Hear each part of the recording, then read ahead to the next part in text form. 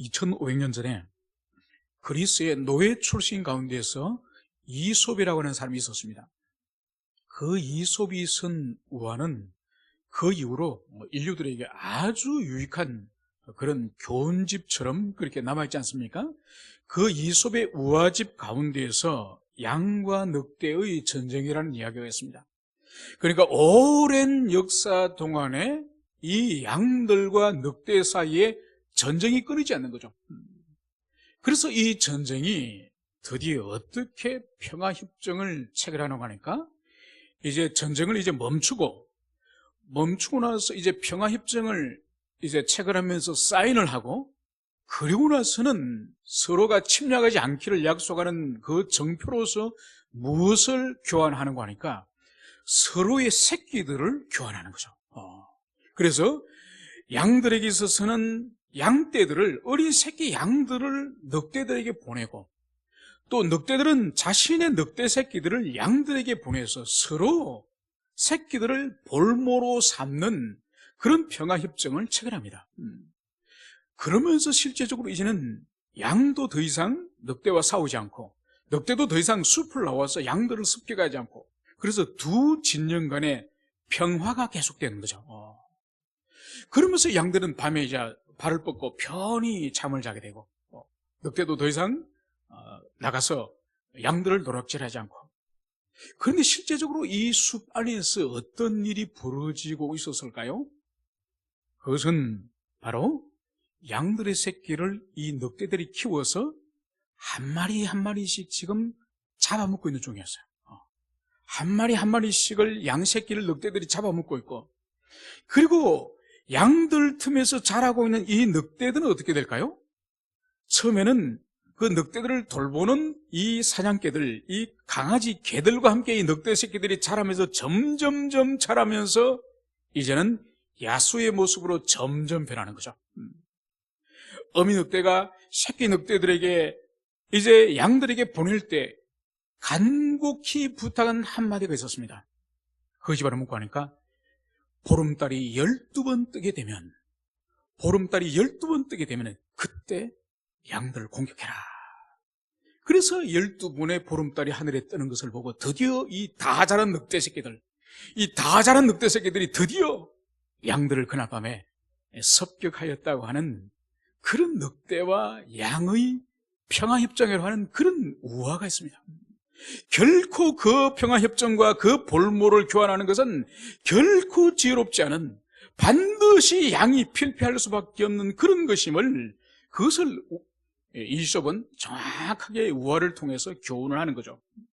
여러분, 지금 우리가 살펴보고 있는 오늘 묵상한 이 요아스라고 하는 이 왕의 이야기, 이 불행하고 민족 전체, 나라 전체를 불행으로 몰고 간 이 왕의 불행의 뿌리를 찾아 올라가면은 그것이 바로 오늘 이솝의 우화에 나오는 양과 늑대의 평화협정처럼 바로 남유다의 경건한 위대한 왕 중에 한 사람이었던 여호사밧 왕과, 그리고 북아합 왕이 이제 혼인동맹을 맺지 않았습니까?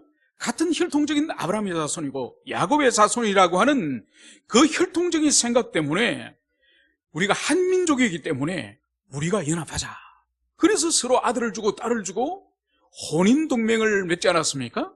그것이 바로 아합과 여호사밧의 혼인동맹이요. 그 혼인동맹이 많은 세월이 지나서, 긴 세월이 지나서 열매를 거두는 이야기가 바로 우리가 이 아달랴와 또 그리고 그의 이후에 이제 왕을 하게 되는 이 요아스, 이 왕의 이야기가 바로 아합 가문의 열매를 드디어 거두는 이야기임을, 그것을 알 수 있습니다. 여러분, 요아스가 죽고 나서 그의 아들 요람이 자기 처갓집인 아합의 집안의 길을 걸어갔다고 성경이 분명히 말씀하고 있죠. 그래서 자기 아버지 여호사밧의 영향을 받기보다는 아내인 아달랴와 처가인 아합과 이세벨의 영향을 받아서 우상 숭배를 지독하게 하지 않습니까? 그가 8년을 왕노릇하다가 그가 죽임을 당하죠. 그가 죽죠. 그러고 나서 그의 아들 아시아가 왕이 되지 않습니까? 아시아는 딱 1년을 다스립니다. 1년을 왕노릇하다가 이제 북쪽에 있는 그 이스라엘과 힘을 합쳐서 아람과 또 전쟁을 치다가 자기 할아버지도 아람과 전쟁을 치다가 겨우 죽다가 살아남았는데 이 아시아 왕이 또 그 교훈을 잊어버린 거죠. 그래서 북이스라엘과 연합하여서 아람과 전쟁을 하다가 이번에는 아시아가 거기서 죽습니다. 아시아가 죽고 나니까, 아시아를 장려하고 나니까 어떤 일이 벌어지죠? 바로 왕의 어머니인 아합의 딸 아달랴가 이제 자신이 이제 왕이 되려고 모든 다윗의 후손들을 다, 왕자들을 다 죽인 거죠.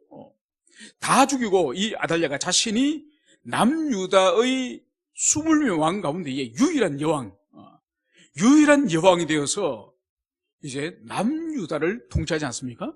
그래서 희한한 일이 벌어진 거죠. 그러니까 북이스라엘은 아합의 아들이 다스리고 남유다 다윗의 왕국은 아합의 딸이 다스리는 희한한 일이 일어났음을, 그것을 우리는 알고 있습니다. 그렇게 하기를 6년이 지난 후 이 아달랴는 생각지도 못한 일을 당합니다. 그 일이 바로 뭐죠? 단 한 명이 죽이지 못했던 왕자 요아스가 사실은 살아있었고, 그 살아있는 이 요아스 왕자는 대제사장 여호야다가 성전 안에 깊은 곳에서 이 요아스 왕자를 감춰놓고 6년 동안 키운 것이죠. 그래서 7살 되는 이 요아스 왕자를 드디어 레윈들을 보고 백부장을 모아가지고 드디어 이 아달랴를 죽이고 이 요아스 왕을 이제 등극식을 하지 않습니까? 그 이야기를 우리가 이번 주에 계속적으로 우리가 묵상을 하고 있습니다. 그러면서 이 여호야다가 이제 이 어린 7살 먹은 왕 이 요아스를 아주 가까이에서 이제 영향력을 행사하면서 이 어린 왕이 하나님께 세우신 왕으로서 잘 사명을 감당하도록 그렇게 지속적으로 행사하였음을, 그것을 볼 수 있습니다. 그래서 23장 말미에서도 이 요아스 왕이 이제 결혼한 문제까지도 이 여호야다가 간섭하였음을, 그것을 볼 수 있습니다.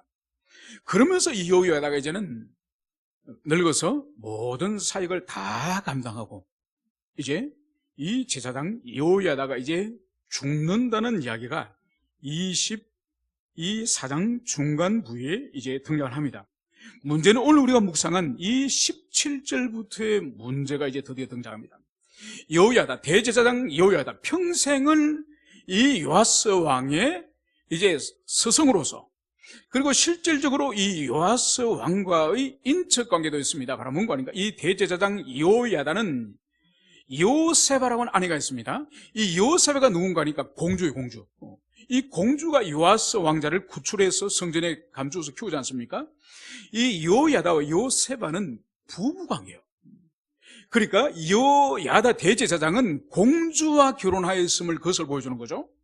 그래서 이제 이 대제사장 여호야다가 죽고 난 이후에 오늘 17절에서는 이렇게 말씀을 하고 있습니다. 유다 방백들이 와서 왕에게 절하매 왕이 그들이 말을 듣고, 오늘 대제사장 자신을 평생을 지도하였던 이 여호야다가 죽고 난 이후에 유다 방백들이 이제 왕을 찾아와서 왕에게 절을 하면서 이제 왕과 어떤 교제가 있었음이 분명하다. 그런데 문제는 이제 왕이 그들의 말을 듣고, 여러분 우리 성경에서 볼 때는 그냥 왕이 방백들의 말을 들은 것처럼 보이지만은 이 듣고의 이 단어가 이 샤마예요, 샤마. 그러니까 신명기 6장의 쉐마 이스라엘에 들으라. 그렇게 할 때 듣는 것은 말씀을 청종하여서 순종의 자리까지 나가는 것을 이 쉐마는 의미하는 겁니다. 그러면 이 요아스가 지금 유다의 방백들, 즉 각 성의 각 지파의 영향력 있는 지도자들, 그 사람들의 말을 듣고 오늘 어떻게 했느냐? 이 쉐마, 바로 그들의 말에 순종하였음을, 그것을 보여주는 거예요. 여러분, 이 쉐마는 오직 하나님과 하나님의 말씀에 합치되는 그런 가르침이거나 그런 뜻이면은 순종을 해야 되지만은, 오늘 이 요아스 왕이 과연 이 방백들의 말이 어떤 말이었는지, 이 순종하는 이 말이 어떤 말인지 이어지는 18절에서는 이렇게 말씀하고 있습니다. 그의 조상들의 하나님 여호와의 전을 버리고 아세라 목상과 우상을 섬겼으므로 그 죄로 말미암아 진노가 유다와 예루살렘에 임하니라. 여러분, 이 왕을 찾아와서 이 왕에게 간언한 이 방백들의 말은 다른 말이 아니에요. 오늘 18절에서 명백하게 여호와 하나님의 이 성전을 버리고 바로 바알과 아세라를 섬기는 우상 숭배로 나갑시다 왕이시오. 이것을 이 유다의 지도자들이 이것을 간하였음을, 그것을 볼 수 있습니다. 여러분, 여기서 우리가 의문이 하나 듭니다. 무슨 의문이 드느냐? 바로 이 요아스라고 하는 이 왕은 자신이 왕이 된 이후에 자신의 선대 왕들이 바알과 아세라 우상을 숭배하면서 성전을 난장판으로 만들었거든요. 성전의 제사도 없어져 버렸고, 그리고 성전을 관리하고 보수하는 일이 없어서 완전히 황폐되어 버린 거예요. 그래서 이 요아스 왕이 열심을 가지고 성전을 보수한 일이 있습니다. 그 보수를 할 때에 열심으로 참여한 사람들이 이 유다의 방백들이요, 지도자들이었습니다. 그런데 오늘 이 17절에 보면은 하나님은 성전을 짓는데 그렇게 열심으로 참여했던 이 방백들이 오늘 이 왕을 찾아와서 왕이시여, 여호와를 더 이상 섬기지 말고 예전에 할머니께서 하셨던 것처럼, 할아버지께서 하셨던 것처럼 바알과 아세라로 우리가 다시 돌아갑시다. 이것을 이 방백들이 오늘 주장하였음을, 그것을 볼 수 있습니다. 문제는 뭔가 하니까 이 왕이 이 방백들이 악한 이 조언을 하면은 반드시 형벌을 내리든지 어떤 처벌을 내리는 것이 아니라 샤말라 했다는 거죠. 이 악한 이 조언을 이 요아스 왕이 그대로 수용하여서 자신들의 조상 다윗의 하나님, 아브라함의 하나님, 이삭의 하나님을 버리고 이 북쪽 아합의 가문에서 섬겼던 바알과 아세라로 이 요아스가 돌아갔음을, 그것을 여기서 볼 수 있습니다. 여러분, 놀랍지 않습니까? 자신이 죽기 직전에 자신을 훔쳐서 하나님의 성전에서 6년 동안 몰래 성전에서 자라고, 그리고 그 성전이 황폐하였음을 보고 자신이 이제 헌신하여서 온 백성을 이제 설득을 해가지고 온 백성들이 성전에 헌금을 내도록 해서 그 헌금으로 이 성전을 자신이 보수하지 않았습니까? 자신 손으로 보수하였고, 그리고 이 성전에서 자신이 왕이 될 때 즉위식을 하나님의 성전에서 했습니다. 이런 성전을 이제 버리고 다시 바알과 아세라로 돌아가자. 여러분, 여기서 우리가 볼 때에 이 요아스라고 하는 이 사람의 신앙이 과연 참 신앙인지, 참 여호와의 신앙인지, 이것을 우리가 의심해 볼 필요가 있습니다. 분명히 지금 이 시기는 벌써 그가 나이가 상당한 시기가 이제 지났습니다. 이 요아스는 40년을 왕을 합니다. 40년 왕을 하는데 지금 이 시기는 거의 중반을 이제 넘어선 그런 시기예요. 그러니까 이 시기는 이미 성인이 되었고 사리분별이 있고 그런 사람으로서 오늘 여호와를 버리고 바알과 아세라로 들어가는 이런 결단을 하는 것을 보셨습니다. 그렇다고 한다면은 이 사람이 과연 진짜로 여호와를 만났을까요? 진짜로 여호와를 경외하였고 여호와를 사랑하였고 인생에 어떤 난관이 있고 어려움이 있으면 여호와께 기도하는 사람이었을까요? 아닙니다. 그러니까 이 사람은 성전에서는 자랐습니다. 마치 오늘날도 교회에서 자라고 어릴 때 교회를 떠나지 않은 사람들 가운데서도 참다운 신앙이 없는 사람이 있는 것처럼 이 요아스 또한 성전에서 어린 시절을 자랐고 그리고 성전에서 즉위식을 하였고 자기 손으로 성전을 보수공사한 그런 왕이었지만은 어디를 보더라도 오늘 우리가 말씀을 살펴보겠지만은 이 사람에게는 하나님을 인격적으로 만났다고 하는 이 증거가 여기 있어 없습니다. 그 증거가 없는 결정적인 원인을 이제 하나씩 살펴볼 텐데 먼저 그것이 19절과 20절입니다. 그러나 여호와께서 그들에게 선지자를 보내사 다시 여호와께로 돌아오게 하려 하심에 선지자들이 그들에게 경고하였으나 듣지 아니하니라. 여러분, 하나님의 자비를 볼 수 있지 않습니까? 여러분, 이 요아스가 다른 어떤 왕보다가 하나님에 대한 은총을, 성전의 은총을 이렇게 받은 사람이 어디 있습니까? 그럼에도 불구하고 성전을 버리고 여호와를 버리고 이제 바알과 아세라로 돌아갔을 때에 단번에 심판하시거나 멸망시키지 않으시고 오늘 19절의 말씀은 뭐죠? 그들에게 선지자를 보내사. 그리고 그 다음 줄에는 여호와에게로 돌아오게 하시려 하며 선지자들을 그들에게 경고하였으나. 여러분, 선지자들 이걸 볼 때 하나님께서 한 명의 선지자를 보낸 게 아니에요. 계속적으로 주님께서 선지자를 보냈음을 그것을 볼 수 있습니다. 그래서 돌아오라고. 여러분, 돌아오라고 하나님께서 선지자를 보내서 왕에게 책망하고 백성들에게 책망하고 경고하였는데 듣지 않는 거예요. 여러분, 20절에 보면 이제 하나님의 마지막 카드를 오늘 여기서 볼 수가 있습니다. 오늘 20절에서는 이에 하나님의 영이 제사장 여호야다의 아들 스가랴를 감동시키매 그가 백성 앞에 높이 서서 그들에게 이르되 하나님이 이같이 말씀하시기를 너희가 어찌하여 여호와의 명령을 거역하여 스스로 형통하지 못하게 하느냐 하셨나니 너희가 여호와를 버렸으므로 여호와께서도 너희를 버리신느니라 하니. 여러분, 이제 하나님께서 여러 명의 선지자를 보내셨지만은 그 선지자의 말을 듣지 않으니 하나님은 마지막으로 이제 한 사람을 성령의 감동을 이제 주셔서 이제 이 왕에게 오늘 보냈음을 볼 수 있습니다.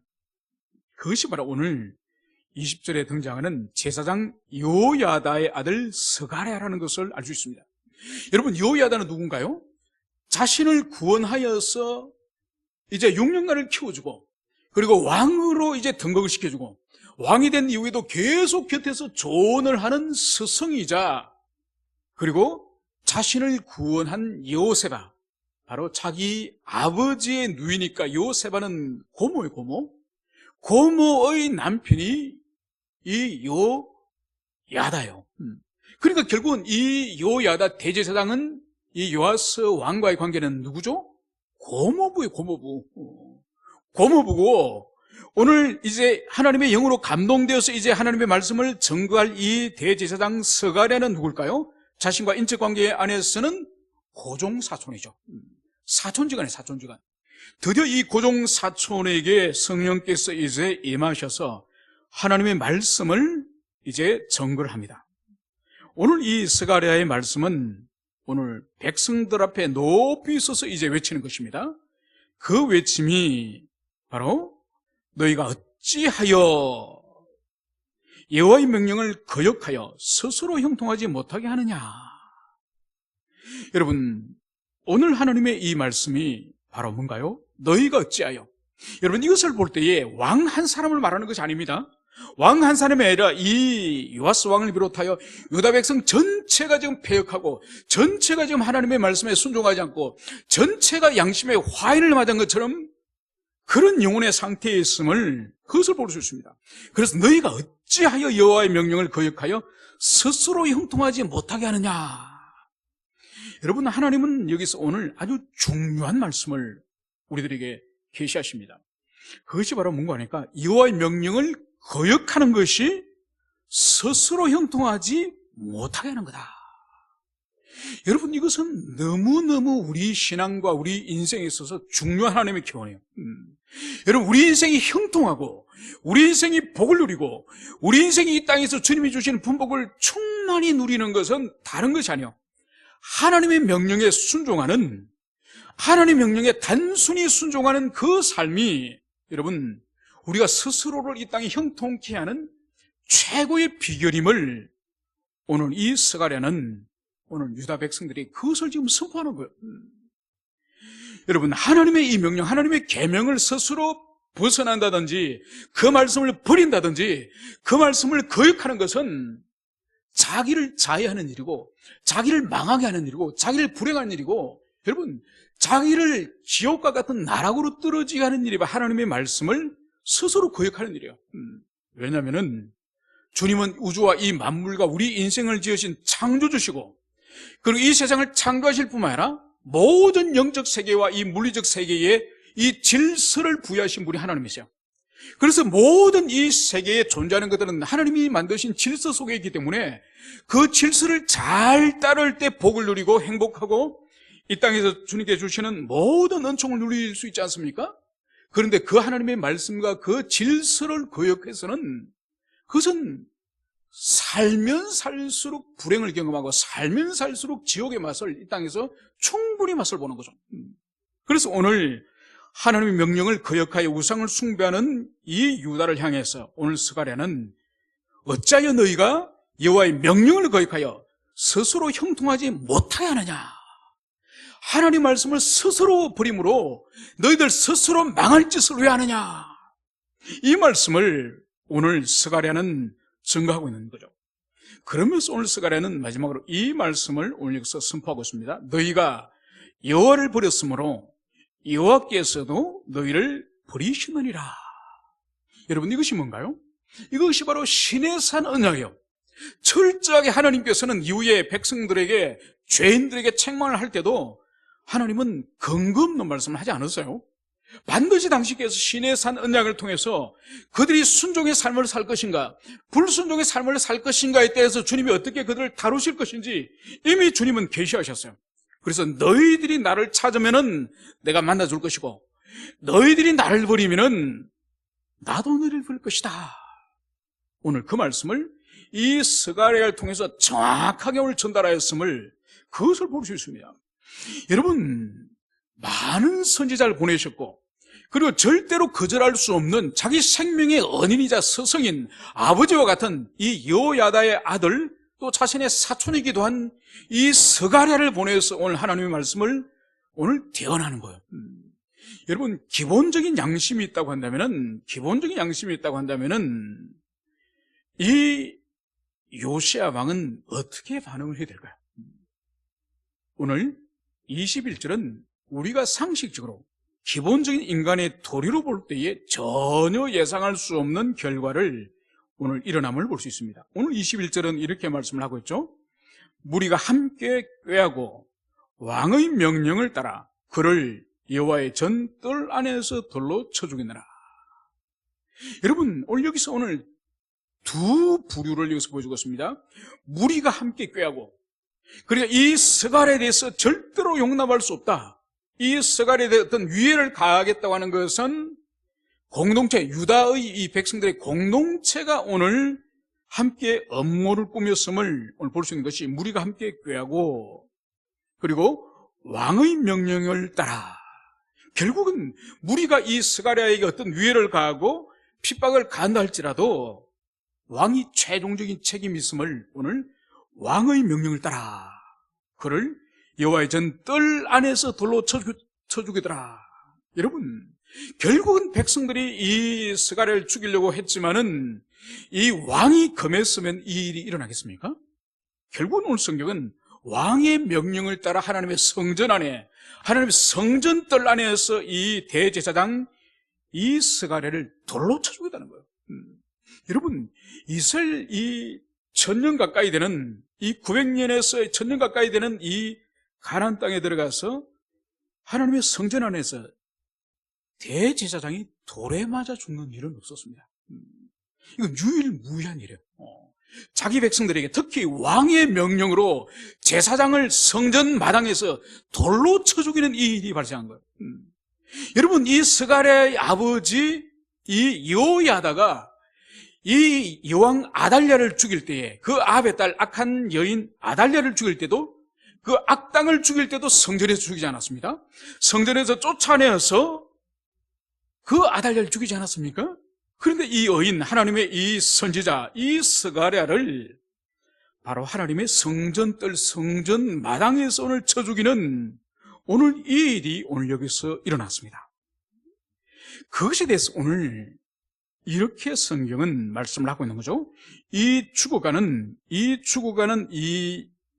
스가랴의 모습과, 그리고 이 요아스 왕을 이제 성경은 어떻게 평가하는 겁니까? 22절에서 요아스 왕이 이와 같이 스가랴의 아버지 여호야다가 베푼 은혜를 기억하지 아니하고 그의 아들을 죽이니 그가 죽을 때에 이르되 여호와는 감찰하시고 신원하여 주옵소서 하니라. 여러분, 오늘 성경은 명백하게 이 요아스 왕의 이 배은망덕한 이 악행을, 이 죄를 오늘 여기서 명백하게 고소를 하고 있죠. 그의 아버지, 그러니까 이 스갈의 아버지였던 이 여호야다가 그렇게 이 요아스 왕을 왕으로 세우려고 했고, 그리고 다윗의 왕가를 다시 복귀시켰고, 그리고 평생을 하나님의 말씀으로 옆에서 교도하였지만은 이 선지자를 쳐 죽이는 이것을 향해서 오늘 은혜를 기억하지 아니하였다, 배은망덕하였다. 오늘 이것을 여기서 기록을 하고 있습니다. 그러면서 죽어가던 이 스가랴는 오늘 외친 말이 뭐였죠? 여호와는 감찰하시고 신원하여 주옵소서. 이것은 자신의 어떤 죽음에 대해서 보복을 해달라거나 원한을 갚아달라는 그런 의미가 아니에요. 하나님의 공의를 드러내 주십시오. 하나님, 당신은 공의의 하나님이지 않습니까? 지금 이 유다 땅에 하나님의 공의가 이제 없습니다. 주님, 이것을 세워주십시오. 이것을 마지막으로 외치는 것을 볼 수 있습니다. 여러분, 하나님은 살아계시고 하나님은 역사 속에 반드시 신앙의 순종의 삶을 살든지 불신앙의 삶을 살든지가 하나님은 당신의 백성들에게 인격적으로 개입하시고 간섭하시는 하나님이심을 오늘 23절부터 오늘 25절까지 그것을 오늘 말씀하고 있습니다. 1주년 말에 아람 군대가 요아스를 치려고 올라와서 유다와 예루살렘에 이르러 백성 중에서 모든 방백들을 다 죽이고 노력한 물건을 다메섹 왕에게 보내라. 여러분, 1주년 말에 이 의미가 뭔가 하니까 그 해가 가기 전에, 그 해 말에, 그리고 해가 바뀌기 전에, 그리고 해가 바뀌기 전에, 이 스가랴가 죽고 난 이후에 해가 바뀌기 전에 이제 아람의 군대가 이 요아스를 치려고 온 것이죠. 바로 하나님의 징계의 손, 하나님의 오늘 심판의 손이 오늘 아람의 군대를 오늘 이용하여서 오늘 임하였음을 볼 수 있습니다. 오늘 여기서 주목해 볼 것은 오늘 백성 중에서 모든 방백들을 다 죽이고, 여러분, 이 방백들이 누구였습니까? 이 방백들이 17절에서 여호야다가 죽고 난 이후에 이 요아스 왕을 찾아와서 이제 절하면서 여호와 신앙을 버리고 우리 모두가 이 바알과 아세라 신앙으로 우리가 돌아갑시다, 이것을 제안한 사람이 방백이지 않습니까? 오늘 성경이 특별히 23절에서 백성들 중에서 모든 방백들을 다 죽였다, 이것을 여기서 기록하는 이유가 뭘까요? 그것은 바로 이 스가랴가 죽어가면서 여호와는 감찰하신 하나님이시니 신원하여 주옵소서, 하나님의 공의를 세워 주옵소서. 그래서 이 요아스의 타락과 부패의 원인을 제공한 이 방백들, 이들에 대해서 반드시 하나님이 심판하신 하나님의 것을 여기서 오늘 이 방백들을 쳐 죽임에, 이 방백들의 죽음을 여기서 기록을 하고 있는 것이죠. 여러분, 하나님은 반드시 인격적으로 역사 속에서 간섭하시고 개입하시고, 그래서 상 주실 자에게 상을 주시고 벌을 받을 자들에게 벌을 내리시는 하나님이신 것을, 여러분, 그것을 우리는 기억해야 됩니다. 여러분, 이 사건 이후에 지금 약 한 2700년, 2800년의 세월이 흘렀지만은 여러분, 그 하나님은 지금도 동일하신 하나님이시죠. 그 하나님의 성품이 변화되었거나 그 하나님은 죽으시고 다른 하나님이 태어난 것이 아니라 동일하게 요아스를 다루고 여사밧을 다루신 그 하나님, 그 하나님이 지금도 동일하신 하나님이세요. 그래서 우리에게 이러한 사건을 우리에게 읽게 하시고, 그리고 바벨론 포로에서 돌아온 이스라엘 백성들에게 이러한 사건, 열왕기에 기록되어 있지 않은 이 역대에 기록된 이 사건을 알게 하신 이유가 뭘까요? 그것은 바로 반드시 하나님이 인격적으로 개입하셔서 간섭하시고 역사하시는 그 하나님이라는 것을 두려워 떨도록 하기 위해서 주님께서는 이 말씀을 기록하였음을, 그것을 우리는 기억해야 될 것입니다. 그러면서 이 전쟁의 의미가 뭐냐? 이 전쟁의 의미를 24절은 이렇게 말씀하고 있습니다. 아람 군대가 적은 무리로 왔으나 여호와께서 심히 큰 군대를 그들의 손에 넘겼었으니 이는 유다 사람들이 그들의 조상들의 하나님 여호와를 버렸습니다. 여러분, 아람 군대는 이 남유다를 매우 적은 무리의 군대를 몰고 온 거예요. 많은 군대를 몰고 와서 남유다보다 더 많은 군대로서 전쟁에 이 방백들을 쳐 죽인 것이 아니라 아주 작은 무리들이 남유다를 쳐들어왔는데도 이 남유다는 더 큰 군대가 있었습니다. 더 큰 군대가 있었지만은 바로 적은 무리인 아람의 군대에 이 큰 군대를 붙여버린 거예요. 하나님께서 이 아람 군대에게 이 남유다를 심판하도록 붙여버린 거예요. 그러니까 오늘 전쟁에서 패하였음을 볼 수 있는 거죠. 그래서 노력한 물건들은 다메섹으로, 보물들은 다 옮겨갔고, 그리고 이 방백들은 다 죽임을 당하였고, 그리고 오늘 여기서 이 전쟁의 해석을 오늘 이렇게 말씀을 하고 있는 것이죠. 이와 같이 아람 사람들이 요아스를 징벌하였더라. 그러니까 이 전쟁, 아람과의 전쟁의 이 성격은 다른 것이 아니에요. 바로 선지자가 그토록 경고하고, 그리고 이 스가랴가 그토록 경고하였던 그 말씀을 이제 짓밟음으로 말미암은 바로 하나님의 이 요아스를 징벌하는 전쟁이다. 이것을 오늘 여기서 명백하게 말씀을 여기서 하고 있습니다. 그러면서 이 요아스, 이 왕의 이 마지막의 모습을 오늘 25절은 이렇게 기록을 하고 있습니다. 요아스가 크게 부상하며 적군이 그를 버리고 간 후에 그의 신하들이 제사장 여호야다 아들들의 피로 말미암아 반역하여 그를 그의 침상에서 쳐 죽인지라. 여러분, 이 요아스가 전쟁에 참여하면서 이 아람 군대에게 부상을 당했습니다. 그것도 큰 부상이 아니라, 적은 부상이 아니라 큰 부상을 당한 거죠. 그래서 이 요아스 왕을 인질로 아람으로 끌고 갈 수 없는 그런 상황이죠. 이미 너무 큰 상처를 입었기 때문에. 그래서 적군이 이 요아스 왕을 버리고 갑니다. 그러면 이 사람은 버리고 가면 이제 몸을 치유하여서 회복되는 것이 아니라 오늘 25절 중간에 보면 그의 신하들이 제사장 여호야다 아들들의 피로 말미암아 반역하여 그를 침상에서 죽인지라. 바로 전쟁에서 전사하는 것이 아니라 이제 그가 여호야다, 대제사장 여호야다 아들 스가랴를 죽인 그것을 그의 신하들이 알고 있지 않습니까? 그래서 오늘 이 요아스의 죽음은 전쟁터의 전사가 아닌 신하들의 반역에 의해서 그의 침상에서 오늘 죽임을 당했다. 이 말씀을 여기서 하고 있는 거예요. 여러분, 얼마나 비참합니까? 얼마나 비참한 인생을 이 요아스 왕이 살았습니까? 결국 마지막에 죽음이 자기 신하의 칼에 의해서 죽임을 당하는, 이런 암살을 당하는, 반역을 당하는 이 죽음이 이 사람의 인생의 마지막의 모습입니다. 그래서 오늘 성경 마지막에는 이 사람이 다윗성에 장사는 하였으나 왕들의 묘실에는 장사하지 아니하였더라. 그가 왕이었지만은 백성들이 볼 때는 왕으로서의 장례식이나 왕으로서의 대우를 마지막에 해주지 않는 것을 여기서 볼 수 있는 거죠. 여러분, 이 요아스의 할아버지가 그렇게 죽지 않았습니까?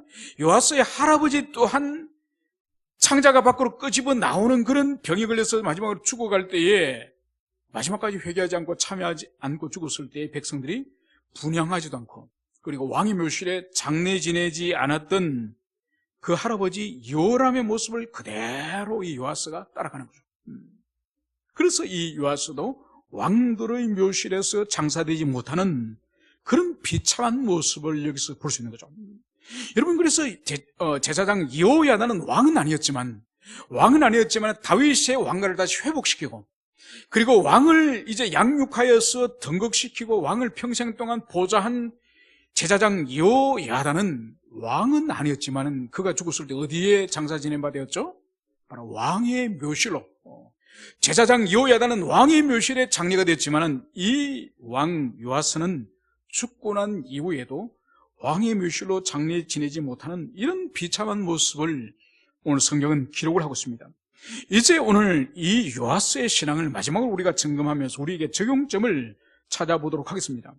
여러분, 이 요아스는 성전에서 자랐고 성전에서 대관식을 하였고, 그리고 무너지고 허물어진 이 성전을 보수하는, 하나님께 열심을 내서 하나님을 섬기고 헌신한 경력도 있는 그런 사람이에요.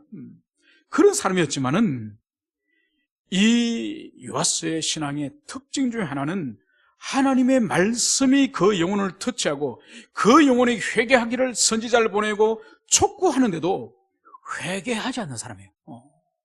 여러분, 진정으로 불행한 사람이 누굴까요? 이 요아스 같은 사람이에요.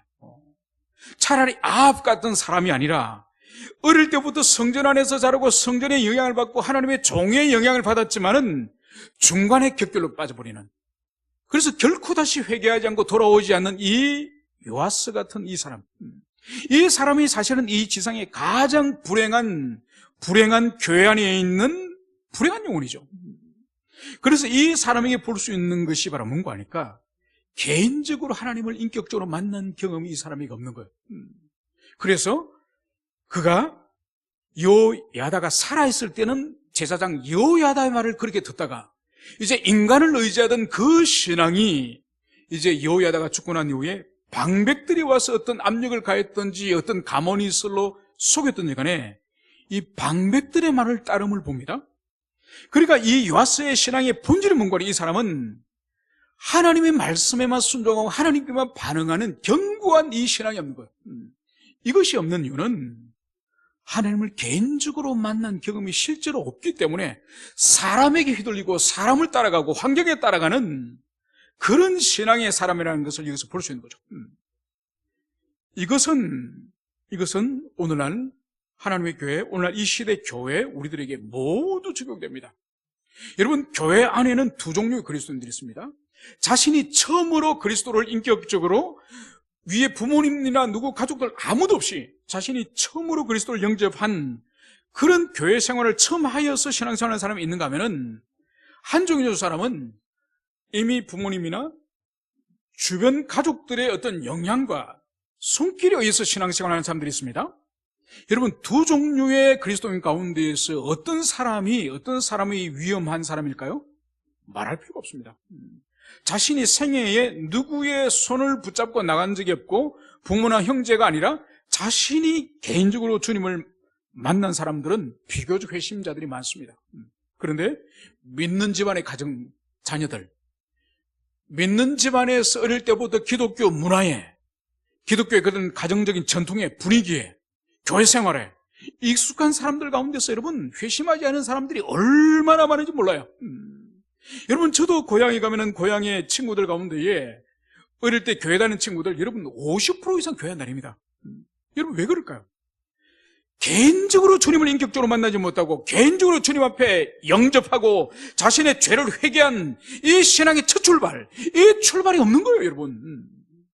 여러분, 그냥 교회에서 어떻게 처신하고 말하고 행동, 이거 말고 개인적으로 복음을 깨닫고, 아, 내가 죄인이구나, 그래서 자기 힘으로 주님 앞에 죄인임을 고백하고, 그리고 그 주님을 굳세게 인격적으로 믿어서, 그래서 자신이 어떤 삶의 처지였든지 간에 항상 주님 앞에 기도로서 인격적으로 교통하여서, 그래서 이 세상에 아무도 알 수 없는 주님과 자신만의 그 개인적으로 인격적인 그 교제가 있는 삶, 이 삶이 없으면 그 사람은 신자 아니에요.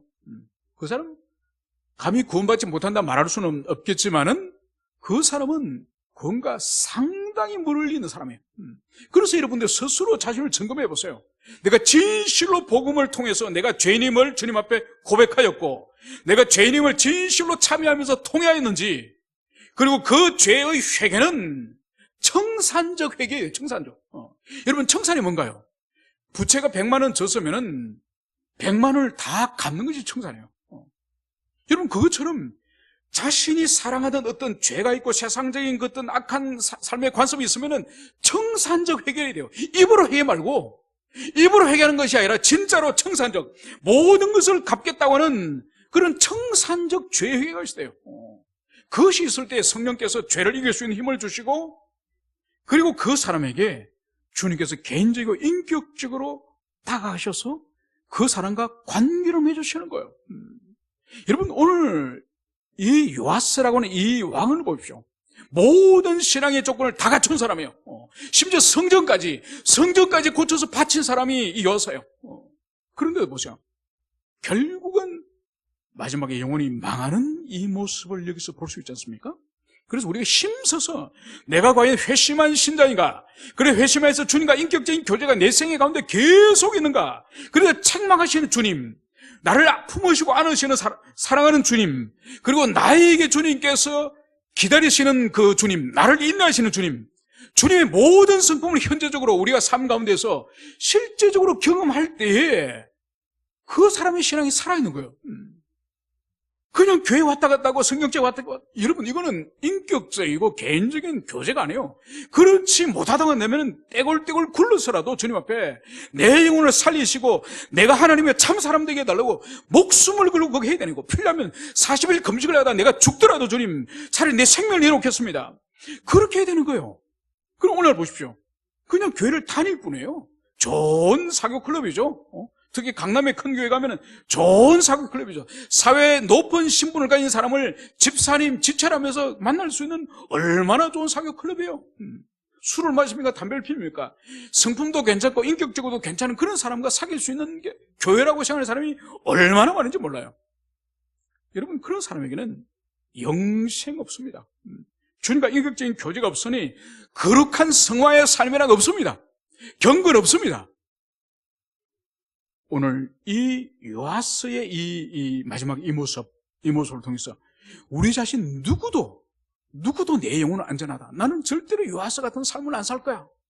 누구도 장담할 수 없고 누구도 우리의 자녀들, 우리의 가족들 가운데에서 신앙생활을 지금 하고 있다 할지라도 누구도 장담할 수 없다는 것을 이 요하스의 마지막의 모습을 통해서 우리 가슴에 모두가 깊이 새기시길 축원합니다. 함께 기도합시다.